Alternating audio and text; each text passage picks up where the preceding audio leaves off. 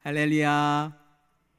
네, 오늘도 주님의 사랑과 은혜가 우리 사랑하는 청년들과 우리 사랑하는 성도 여러분들에게 흘러넘치기를 예수님의 이름으로 축복합니다. 네, 오늘은요, 확증시켜 주시다라는 말씀의 제목으로 함께 호흡하고자 합니다. 이 말씀에 호흡이 있을 때에요, 청년들을 더 기억해 주시고 또한 성도 여러분들도 은혜 받는 은혜가 있기를 예수님의 이름으로 다시 한번 축복합니다. 자, 서로 한번 인사할 건데요, 청년부를 기억해 주세요라고 인사할까요? 같이 인사 한번 하겠습니다. 청년부를 기억해 주세요. 감사합니다. 한 번 더 인사하겠습니다. 청년부를 위해 기도해 주세요. 같이 인사할까요? 청년부를 위해 기도해 주세요. 너무나 감사드립니다.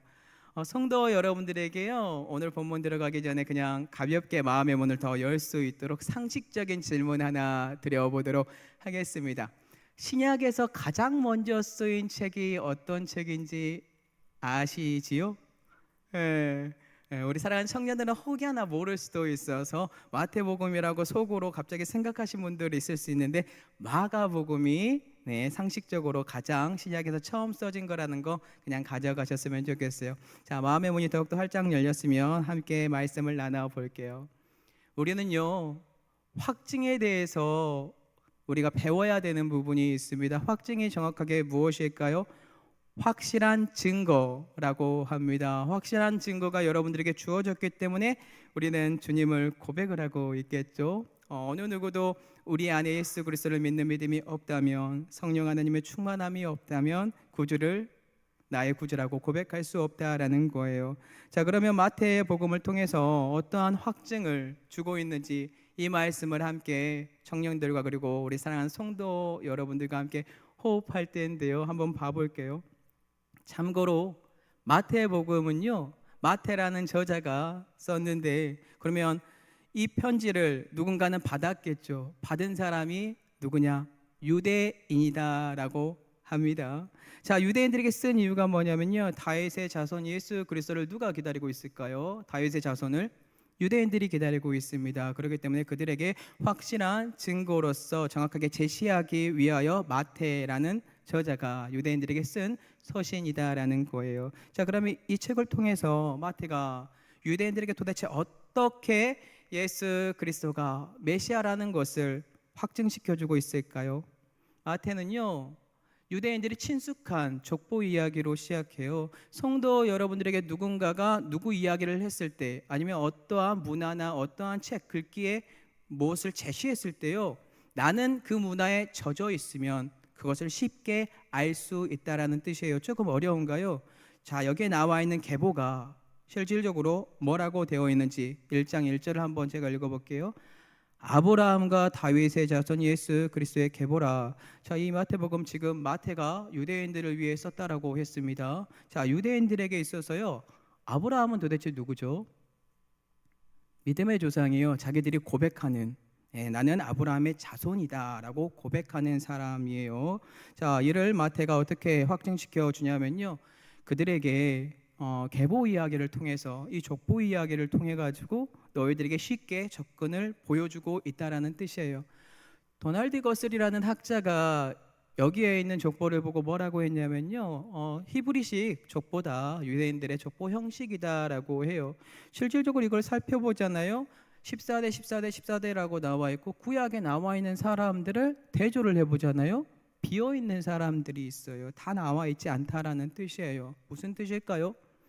이것을 통하여 유대인들은 자기들이 이 족보를 보고, 그리고 자기들이 가지고 있는 족보의 형태를 보고, 어떠한 역사들이 나에게 흘렀고 나에게 들어왔고 아브라함의 자손의 계보가 어떻게 흘러왔는지 그 모든 것들을 쉽게 그들은 흡수할 수 있다라는 뜻이에요. 성도 여러분들이 서로 결혼했고 남편이, 아내가 어떠한 글을 써놨을 때 그거를 보고 아내가 이것을 위해 이 글을 썼구나 캐치하는 것처럼, 유대인들 또한 이 족보를 보고 어라?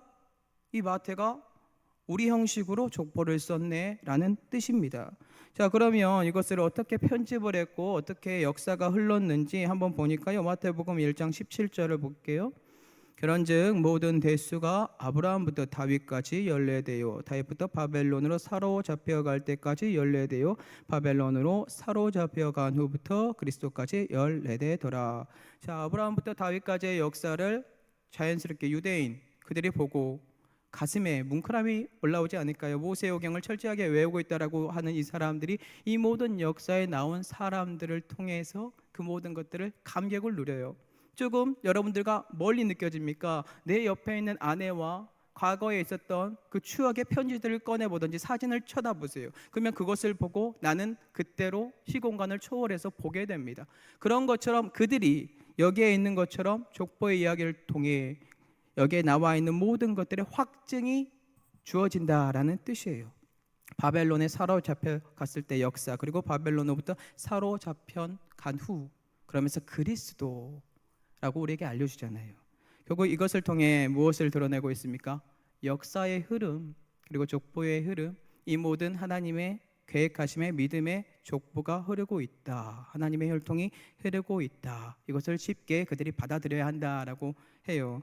자, 그런데 이렇게 확증을 주고 있음에도 불구하고 유대인들이 받아들입니까? 안타깝지만 모든 사람들이 받아들이지 않는다라는 거예요. 하늘로부터 계시의 영이 임하고 그의 눈이 열려서 하나님과 하나님의 말씀이 내 모든 심령이 일체가 됐을 때, 그때야 내 영이 주님을 고백할 수 있어요. 유대인들 또한 죄송하지만 모든 사람들이 믿은 것이 아니라 이 모든 형식이 쉽더라도 이건 가짜야, 그렇게 고백하는 사람들이 있었다라는 뜻이에요. 그러면 우리 사랑하는 청년들과 성도 여러분들에게는 도대체 어떻게 하나님의 혈통의 족보가 흐르고 있습니까? 족보 이야기는 예수 그리스도로 마무리가 돼요. 끝났다는 게 아니고요. 예수 그리스도가 교회의 머리가 되었고, 예수 그리스도가 교회의 몸이고, 우리가 그의 몸이 되었고 성전이 되었기 때문에 우리 자신이 예수 그리스도에 포함된 사람으로 족보가 끝나는 거예요. 이해가 되십니까? 그렇기 때문에 아주 중요한 족보 이야기다라는 뜻이에요. 자, 그러면 이와 동일하게 계속해서 주님께서 확증을 주는 방법이 있어요. 오늘 본문 들어가기 전에 한번 여러분들에게 던져볼게요. 하나님께서 성도 여러분들을 만납니다. 그리고 어떻게 여러분들에게 믿음을 허락해 주었고 확증시켜 주었습니까? 보이지 않는 그 믿음이 도대체 어떻게 내 안에 내 가슴으로 들어왔고 십자가가 되었으며 그것을 짊어지는 능력이 되었습니까? 그것을 한번 고민을 해보셨으면 좋겠어요. 저 같은 경우, 그리고 주위에 있는 사람들 같은 경우 고민을 해보면요, 자연스럽게 누군가를 통해 듣게 됩니다. 모태 신앙이든 신앙이 아니든 중요한 것은 듣게 만들어요. 하나님의 말씀을 들어야만 그 믿음이 자라기 때문에 그 믿음을 듣게 만들고 그 사람들을 통하여 경험하게 하고, 그 경험하는 사건과 모든 이론적인 것과 실질적인 것이 내 삶으로 들어와서 내 입술에 고백이 터지는 그 순간이 다가온다라는 거예요. 왜냐하면 하나님은 절대로 자기가 택한 백성을 끊지 않으니까요. 평생토록 확증시켜 주기 위하여 끌고 가서 다시 한번 알려주고 또 알려주고, 엠마오로 가던 그 두 제자가 예수 그리스도가 부활했다라는 소식을 들었음에도 불구하고 그들은 믿지 않고 다시 자기들이 원하는 곳으로 갔을 때 예수 그리스도가 와서 다시 한번 말씀을 가르쳐주고 확증시켜줬던 것처럼 성도 여러분들의 삶 어떻습니까? 주님은 놓지 않습니다. 계속해서 사람들을 통하여 하나님의 말씀을 통하여 기도와 찬양과 모든 것들을 통하여 일반 계시와 특별 계시인 말씀을 통하여 여러분들이 끝까지 확증시키기 위하여 던집니다. 그게 오늘 본문의 족보 이야기뿐만이 아니라 계속해서 나온다라는 뜻이에요. 자, 그러면 정말로 확증시키는지 그것을 한번 나눠볼게요. 요셉이요, 오늘 본문 보니까 한 여인하고 약혼을 해요. 그 여인이 누구죠? 네, 마리아입니다. 자, 그런데 사건이 발생하죠. 어떠한 사건이 발생하죠? 약혼한 여인의 배가 불러온다. 처녀인데 임신을 한 사건이 발생을 하게 됩니다. 누가복음 1장 26, 27, 31절 봐볼게요.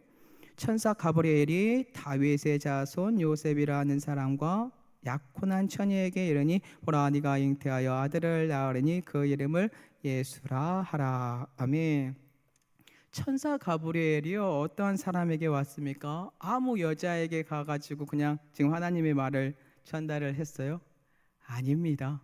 철저히 다윗의 자손의 혈통에 들어가서, 그리고 다윗의 자손 혈통으로 이제 결혼할 여인에게 찾아갔습니다. 우리는 아까 족보 이야기를 통해서 메시아가 예수 그리스도가요 다윗의 자손으로 올 수밖에 없다는 것을 배웠어요. 이미 그 사상들 유대인들과 주위에 있는 사상들은 다 다윗의 자손으로 메시아가 올 거야, 그리스도가 올 거야, 정치적인 메시아가 올 거야를 기대하고 있다라는 거겠죠. 그렇기 때문에 거기에 맞는 근거에 맞는 여인에게 하나님이 천사를 보내야 한다. 자, 유대인들과 이스라엘 모든 사람들이 다 알고 있는 이 은혜의 여인이 누구일지 궁금한데 오늘 본문은 천사 가브리엘을 통해 다윗의 자손 요셉의 약혼 여인 마리아에게 갔다라고 합니다. 가브리엘 천사가 마리아에게 무서워하지 말라, 네가 하나님께 은혜를 입었다 고백해요. 확신이 없는 마리아에게. 자, 그러면 어떻게 확신을 줄까요? 마리아가 고백해요. 자기 자신 남자 알지 못합니다. 어떻게 이런 일이 나에게 일어날 수 있습니까? 의심하고 물어요. 성도 여러분들도 물어야겠죠? 의심이 되거나 그런 게 있으면 하나님께 물어야 돼요. 자, 천사가 대답해요. 가브리엘 천사가 누가복음 1장 35절이에요. 천사가 대답하여 이르되 성령이 내게 임하시고 지극히 높으신 이의 능력이 너를 덮으시리니 이러므로 나실 바 거룩한 이의 하나님의 아들이라 일컬어지리라 하며 마리아가 임신할 수 있는 이유가 뭐라고 지금 알려주고 있나요? 단 하나, 성령으로 잉태될 것이다.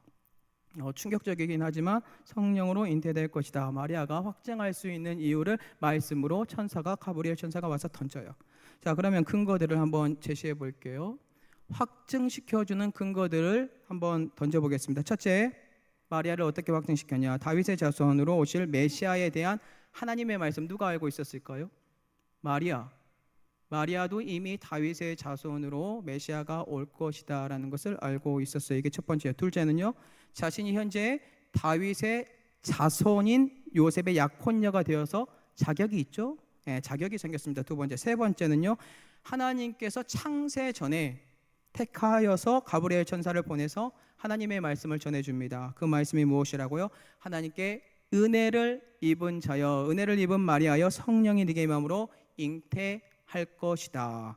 참고로 천사들의 역할은 여러 가지가 있지만 그 중에 하나가 뭐냐면요, 하나님의 말씀 그 소식을 우리들에게 전달하는 역할을 해요. 자, 그러면 네 번째, 어떻게 또 확증을 주실까요? 성도 여러분들의 삶을 한번 고민하고 비교 한번 해보세요. 동일해요. 누가복음 1장 36절입니다. 이렇게 확증시켜 주십니다. 또 보라, 내 친족 엘리사벳도 늙어서 아들을 배었느니라. 본래 임신하지 못한다고 알려진 이가 이미 6달이 되었나니. 자, 자신의 친척 엘리사벳 늙었어요. 임신할 수 없는 몸이에요. 그런데 그가 임신하여 6개월이 흘렀다라고 알려줍니다. 이를 통해 마리아 어떻게 확증을 받았습니까?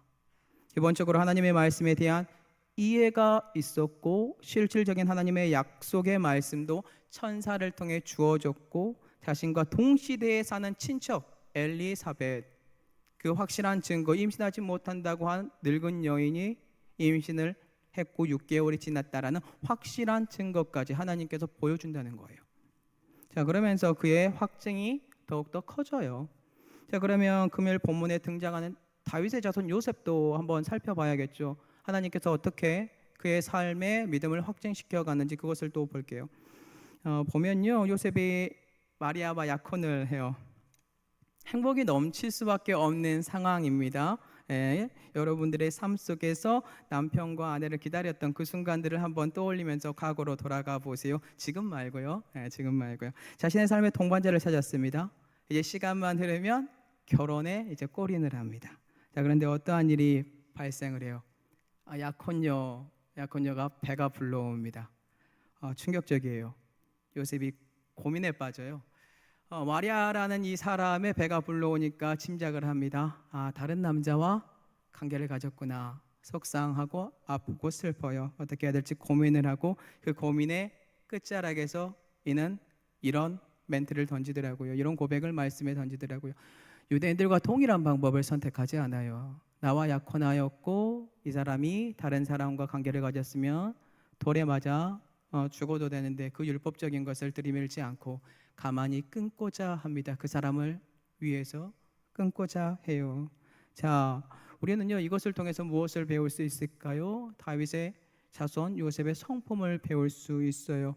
우리는 주위 사람들에게 어떻게 행동을 하는지 잘 모르겠지만 이 행동을 배웠으면 좋겠습니다. 사랑은 허다한 죄를 덮고 그 사람을 위해 한 번 더 고민을 해요. 죽이는 것이 아니라 말씀은 살리는 것이기 때문에 고민을 해야 돼요. 자, 그러면서 요셉이 선택한 방법 마태복음 1장 19절입니다. 그의 남편 요셉 뭐라고 합니까? 의로운 사람이라 그를 드러내지 아니하고 가만히 끊고자 하여. 자, 의로움이 가득한 사람이기에 사람의 목숨을 중히 여기고 이 사람이 죄를 범했다라고 확실한 증거가 있음에도 불구하고 정확하게 지금 성령으로 잉태된 거 모르잖아요. 이 사람이 범했다, 죄를 범했다 그럼에도 불구하고 그를 위하여 이러한 모습을 보일 수 있는지 한번 고민을 해보세요. 자, 이제 하나님께서 가만두면 안 되겠죠.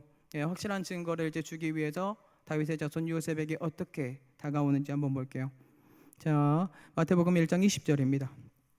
이 일을 생각할 때 주의 사자가 현몽하여 이르되 다윗의 자손 요셉아 내 아내 마리아 데려오기를 무서워하지 말라. 그에게 잉태된 자는 성령으로 된 것이라. 아멘. 주의 사자가 요셉의 꿈에 등장합니다. 마리아랑은 좀 달라요. 예. 마리아 같은 경우 직접적으로 천사가 대면하였다면 요셉은 꿈에서 주의 사자를 만나게 됩니다. 뭐가 더 높고 낮고 그런 거에 따지지 마세요. 그냥 우리가 자랑할 거 아무것도 없습니다. 하나님 단 한 분입니다. 자, 주의 사자가 무엇이라고 하죠? 먼저는 가장 중요한 말을 해요. 다윗의 자손 요셉아. 자, 일반인들이 요셉 부를 때 다윗의 자손 요셉아 이렇게 부를까요? 네. 오늘 참 너무 감사했던 게 부장 기자님이 누구누구의 아들 마음 이걸 다 말해줘가지고 참 너무나 행복했습니다. 근데 그렇게 하지 않아요. 일반적으로 그냥 이름 부르잖아요. 다윗의 자손 요셉아. 이게 주의 사자를 통해서 들려오는 이 음성이 얼마나 충격적인지 아실까요? 왜 충격적입니까? 거기에 있었던 모든 사람들이 다윗의 자손으로 메시아가 올 거다. 그 신념이 박혀 있어요. 하나님의 말씀을 사모하고 있고 분명히 메시아는 그리스도는 다윗의 자손으로 올 것이다라는 것을 믿었어요. 계속해서 믿음으로 말미암아 하나님의 말씀을 들었으니까요. 그러한 믿음의 기초 자연스럽게 터가 잡혀 있단 말이에요. 근데 이제 생각을 하게 되는 거예요. 하나님의 말씀 속에서 주의 사자가 요셉에게 생각나게 함으로 성령으로 잉태된 것이다라고 알려줍니다. 즉 하나님께서 요셉을 확증시켜 주시기 위한 첫 번째 이유 뭐죠? 요셉이 다윗의 자손이다. 자, 이는 요셉에게 메시아이신 그리스도가 탄생할 수 있는 이론적인 근거가 제시가 됐습니다. 자, 둘째, 마리아가 다른 남성과 관계를 가진 것이 아니라 임신할 수 있는 이유, 거기에 대한 궁금증이 해결됐어요. 성령으로 말미암아 잉태되었다라고 그것을 믿었습니다. 자, 세 번째 확증은 무엇일까요? 네, 어떻게 또 하나님께서 확증을 주시는지 한번 봐보도록 할게요. 이번엔 다 같이 읽을게요. 마태복음 1장 22절에서 23절 다 같이 읽겠습니다.